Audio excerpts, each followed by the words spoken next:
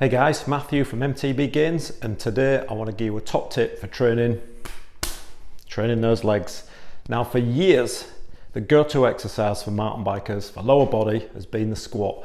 You go on all the general mountain bike sites and when they do a training video, it's like, do a squat, do a deadlift, do a shoulder press, do a chest press. Very, very rarely do I put a squat into my programs, and here's the reasons why. So let's meet our guinea pig, Harry Hookett. Now, like most mountain bikers, he spends way too much time riding and not enough time conditioning and training. If we start from the feet and work our way up, first off, he's got sore ankles, pretty poor mobility in there. As we work our way up a bit, he's got really tight calves from all that pedaling, pretty tender to the touch, nice and sore, tight, lacking movement in there. A little bit more as we go up, he's got tight quads. Further, his hip flexors, they're tight from all that riding and they're pretty weak. It's something that gets neglected and never trained. Go up a bit more, his core, the full core is weak.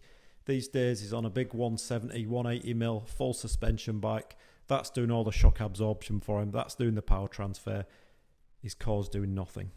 Then once we get up a bit more, he's got rounded shoulders. These days, everybody's in that forward movement, that internally rotated position. He's on his laptop too much. He's on his iPhone all the time. When he's holding the bars of his bike, again, he's got rounded shoulders in that position, which is giving him pretty bad mobility in that upper body. It's probably giving him a few wrist and elbow pains as well. All in all, he's in a pretty bad way. Weak, poor mobility, tight muscles. And that leads to some terrible squat mechanics. Look at this fella trying to barbell squat. It looks like Bambi trying to walk. Big shout out to Harry Hookett there. So what our program for my athletes if it's not a squat? Well, I tend to do the Bulgarian split squat. Great exercise, relatively simple to learn, and on top of improving your strength, your power and your muscular endurance, it has a number of other benefits. Firstly, because it's unilateral, you're working those stabilizers that are pretty often neglected in the body. So you're going to work them. And it's also mimicking that unilateral movement of cycling, one leg at a time. It's building functional strength and it's taking that compression, that pressure away from the spine. Often you see mountain bikers squatting and they're all over the place, and that position they get the spine into is not doing them any good. It's just going to lead to an injury or even worse, muscular imbalances. The other thing, because it is a unilateral exercise, it quickly shows any muscular imbalances or any weaknesses, and it'll help bulletproof the body against injury. So rather than doing an exercise like a squat, which could lead to injury, we'll go into a unilateral exercise, which is going to protect the body against injury.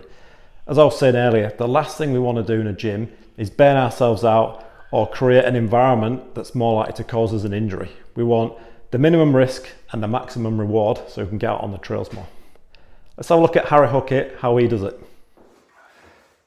So find yourself a box, step or a bench or any contraption you can rest your foot on. It needs to be about knee height.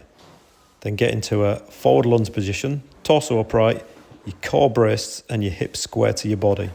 Then with your back foot elevated on the bench, your leading leg should be about 2 to 3 foot or so in front of the bench. Then lower until your front thigh is almost horizontal and keep your knee in line with your foot. Finally, drive her up through your front heel back to the starting position and then repeat, simple as.